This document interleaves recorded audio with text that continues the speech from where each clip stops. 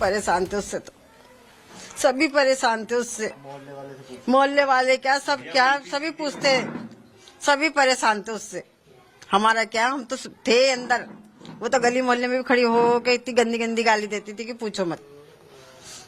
वो क्यों करते तो हम क्यों क्या करते क्या नहीं करते, हमने कहा जरा शांति रहे, घर में बनी रहे। हमने ऊपर कमरा भी दे दिया रहने के लिए, सब कुछ कर दिया, और क्या करते उसके साथ। खाना हम बनाते, कपड़े हम धोते, सब काम हम करते उसका। जब भी उसको रहना नहीं आ रहा था, लड़ के मैं तो अलग रहूंगी। मैंने कहा भैया तू भी जा, इसे भी ले जा। क्या करते इस चीज को, हमने कहा भैया तू भी जाके शांति से रह, हम भी शांति से रहे। साहिल उसकी जिंदगी में आ चुका था जब वो अलग रहने की बात कर रही थी? नहीं, हमारे से कोई वास्ता नहीं था। साहिल आ रहा कि कितने साहिल आ रहे हैं और कितने जा रहे हैं, हमें कुछ पता नहीं।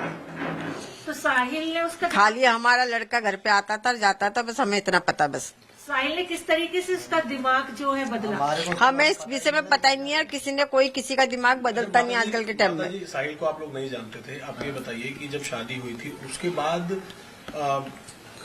दिमाग किस तरीके का था, लड़ाई किन बातों पर करती थी, मतलब उसकी बुद्धि से आपको क्या लगता था, क्यों उसको यहाँ पर भी रह के आजादी चाहिए थी कि मैं घूमूं फिरूं सड़कों पे, इधर, वो चीज हमें पसंद नहीं थी, और लड़के को भी इतनी पसंद नहीं थी। वो उसके कहने में उसे ले जाता था, करता था जब भी वो लड़ाई करती थी। क्या पूजा पाठ या इस तरीके की चीजें करती थी सबको परेशान करने के लिए, या बेटे को परेशान करने? भाई हम इस चीज में न तो जानते ना हमें पता है इस चीज का। अच्छा, जो मुस्कान का परिवार है, क्या आप लोग चाहते हैं, क्या आप लोगों को ऐसा शक कि उनको पता था इसके बारे में? उनको सब चीज का पता। वो शिमला तलक से वहाँ से बात कर रही है, जाने तक की बात करी, लड़की को छोड़ के जा रही है। कोई अब जब उसका बाप 2 साल में आया है तो वो तो अपने बच्चे को लेके जाएगा साथ में, अकेला तो घूमने थोड़ी जाएगा। कम से कम उसकी माँ का सवाल तो करती, भाई जब उसका बाप साथ में जा रहा तो मेरे पास छोड़ के क्यों जा रही है। अब उसकी छुट्टी पड़ी हुई है स्कूलों की, तो उसको लेके जाती साथ में। 3 तारीख को आपका बेटा जब यहाँ पर आया था तो उसने कुछ बताया था मुस्कान के बारे में? कुछ नहीं बताया था। वो 11:30 बजे आया था खाना लेने। किस तरीके से गुमराह करा उसने, मोबाइल से मैसेज करके आप लोगों को? बच्चे और सब बात करते हैं, फ्रेंड सर्कल सब बात करते हैं, मेरे को तो आता नहीं है। खैर नहीं, जब वो सौरभ बन के वो उसी के फोन से, वो उसका फोन ही बाहर लेके गई थी साथ में, उसी से कर रही थी सब चीज, बात करती थी, पेमेंट भी उसी से कर रही थी, सब चीज उसी से कर रही थी। एक सवाल और माता जी, क्या घर के अंदर कुछ उर्दू भाषा का इस्तेमाल? भैया हमको ये चीज का कुछ पता नहीं। ये सारी चीजें देखी तो सौरभ जैसे मेरे फ्रेंड्स लिस्ट में कनेक्टेड है, तो मैंने उसका स्टेटस चेक किया तो स्टेटस में जैसे वो पूरी 24 आवर्स के लिए फेसबुक पे स्टेटस होता है, तो वहाँ पे जो अलग अलग लोकेशन का दिखा रहा था कि मनाली है, अलग जगह पर है। तभी मैं अभी होली का त्योहार था, होली के त्योहार पे मैं अपने घर आया था, तो मैंने सीधे स्वभाव आंटी से पूछा कि आंटी सौरभ कहाँ पर है, वापस आ गया कुल्लू मनाली वगैरह घूम के? तो कह रही कहाँ, अभी तो वो वहीं घूम रहा है। तो ये मैं आपको होली के दिन की बात बता रहा हूँ, जबकि ये इंसिडेंट उसके साथ 3-4 तारीख के आसपास हो चुका ऑलरेडी डेथ का। तो इसका मतलब वो उसका फोन ले जाकर उसको पूरी तरह से एक्सेस कर रही थी, लोगों को ये गुमराह कर रही थी कि ये जो है यहाँ पर ऐसा घूम रहा है हमारे साथ में, और सब लोगों को, पूरे जो भी उसके दोस्त यार जितने भी उसके साथ कनेक्टेड है सोशल मीडिया पे, सबको ये आभास रहे कि सौरभ तो वहां घूमने गया है। हो सकता है उसके बाद ये कुछ नई प्लानिंग बता देते कि वो तो वहीं रह के मर गया या कुछ हो गया, गुमराह हो गया, फोन वहीं छोड़ आती। वो पता नहीं उनके घर वालों की क्या बाद में प्लानिंग बनी कि तुम वापस आ जाओ और अपने आप को सरेंडर कर दो, और उसके पीछे भी पता नहीं इनके क्या लॉजिक है सरेंडर करवाना स्पेसिफिकली।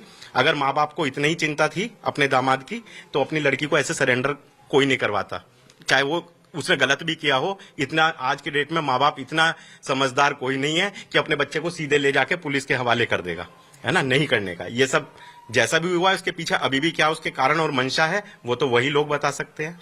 पर हाँ, ये चीज आप लोग ज्यादा अच्छा जान सकते हैं, ज्यादा चीज आप मीडिया में रोज इस तरह के केसेस देखते हैं, तो आपको इस चीज मतलब कहने का ये है कि कॉन्स्पिरेसी पूरे परिवार की पूरी है जी, पूरी है। मतलब ये किसी एक जने का काम नहीं है। बाकी अगर हम ये बोल दें कि पापा उसको लेके चले गए, उनकी भी अलग अलग स्टेटमेंट आती हैं कि कभी हम छोड़ आए, कभी लड़की की अभी जो ड्राइवर का एक इंटरव्यू मैं एक न्यूज चैनल पर सुन रहा था, जो ड्राइवर उनके साथ 13-14 दिन रहा है, उस ड्राइवर का कहना ये है कि उनकी मदर का कॉल आता था और वो लड़की गाड़ी में से उतर के 15-20 मिनट बाहर बात करती थी, साथ में वो लड़का भी बाहर उतरता था। तो क्या लड़की की मदर को नहीं पता था कि साथ में लड़का कोई दूसरा है? इसका मतलब लड़का भी उस चीज में पूरी तरह से कम्युनिकेशन है। तो 3-4 दिन बाद, 5 दिन बाद आप कोई भी एक उठा सकते हैं लेटेस्ट जो अभी इंटरव्यू रहा है जो गाड़ी ड्राइवर लेकर गया है उसके हिसाब से कि उसकी मदर का फोन आया है और मदर के फोन को सुनने के लिए, क्योंकि ड्राइवर को कुछ नहीं पता होता था, वो गाड़ी से उतरती थी और 20-20 25-25 मिनट बात करके और तब अंदर आती थी। तो और साथ में वो लड़का भी उतर के जाता था। तो ये सारी चीजें क्या बैकग्राउंड था, क्या 20-25 मिनट ऐसा लड़की की माँ को फिर क्या बात करनी थी, मतलब इन जनरल अगर वो दामाद के साथ घूमने गई है लड़की की माँ की नजरों में, तो जिसके लिए लड़की को भी उतरना पड़ रहा है, उस लड़के को भी उतरना पड़ रहा है। तो ये सब चीजें देखो एक दूसरे से कनेक्टेड हैं, ये चीजें निकालनी पड़ेंगी। पर मैं यही गुजारिश करूंगा आप सब मीडिया वालों से, इस चीज को बाहर निकालो। क्या चीज? शातिर दिमाग थी क्या? देखो मैं इतना उसके व्यवहार के बारे में नहीं जानता, क्योंकि देखो मैं जब उसकी शादी हुई तो पर हमने ये देखा है, हाँ वो जैसे ऊपर खड़ी हुई है, इन्होंने ऊपर कमरा पोर्शन दे दिया था, ऊपर खड़े होकर आंटी अगर किसी से बात भी कर रही है नीचे तो गालियां बकनी शुरू कर देती थी, अननेसेसरी उल्टी सीधी गालियां। तो मतलब फिर इन्होंने यही डिसाइड किया कि भाई ऐसे माहौल में हमारा तो हम तो पूरे मोहल्ले में इतने सालों से रह रहे हैं, तो हमारा रहना बेकार हो जाएगा, हमें तो यहाँ रहना, भैया तुम्हें अगर नहीं बन रही हमारे साथ तो तुम अपना कहीं अलग रह लो, फिर इस माहौल में तो हम नहीं रह सकते। आप भाई की तरह हैं जी के बिल्कुल। और आपने देखा कि साहिल ने और मुस्कान ने मर्डर करने के बाद उसके 3 हिस्से करके 2 हिस्से अपने घर ले गया, साहिल और मुस्कान भी साथ गई थी। तो क्या नजर आता है उसके पीछे? देखो उनकी क्या सोच है, टुकड़े करने, कितने टुकड़े करे, क्या लेके करे, जो किया वो तो बहुत गलत हुआ है। किसी के साथ ऐसी घटना आगे फ्यूचर में ना हो, मैं तो यही बोलूंगा, और अगर हुई है तो उसके खिलाफ उनको सजा मिले।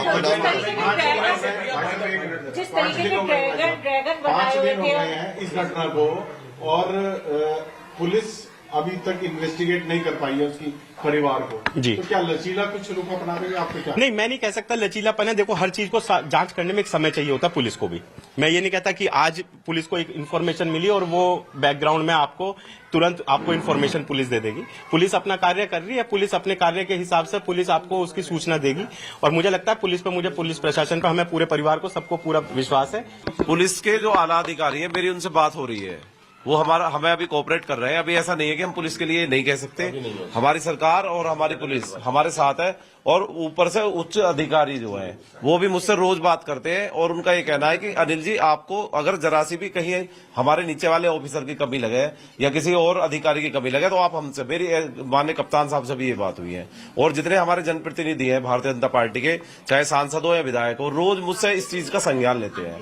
बबलू जी, आपने एफआईआर कराई थी इस पूरे मामले के अंदर, अभी तक पुलिस की तरफ से कुछ और जानकारी आपको दी गई है? दोनों को गिरफ्तार कर लिया है, उनकी कस्टडी लेनी है, क्या कुछ जानकारी पुलिस से मिल रही है? जितनी जानकारी शुरू में मिली है वही मिली है अभी तक, इसके अलावा कोई। जो मुस्कान थी, जब उनकी शादी हुई आपके भाई से, शुरुआत से लेके जब तक वो यहाँ रही या किराए के घर में रही, उनका कैसा व्यवहार था? क्या परेशान करती थी, किस तरीके से परेशान करती थी परिवार के लोगों को? गाली गलौज करती थी वो बहुत, किसी भी बात पे चालू हो जाती थी, बर्तन फेंकना, अपनी बच्ची को मारना, ये सब वो बहुत परेशान करती थी।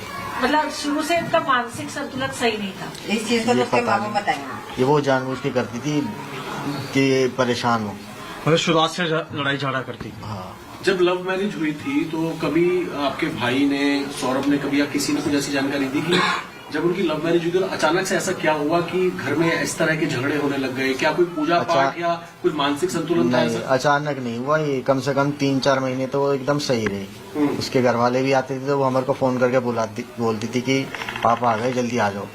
उसके बाद जब से वो उनके घर जाने लगी है ना 3-4 महीने के बाद, उसके बाद से ही अपने माँ बाप के घर, जब इसे उसके जो है लड़ाई झगड़ा चालू हो गया। तो धार्मिक प्रवृत्ति की थी क्या वो? नहीं, पूजा पाठ नहीं करती थी? नहीं, पूजा का एक मंदिर का एक मूर्ति नहीं रखी हुई उसके कमरे में उस टाइम जब यहाँ आई थी।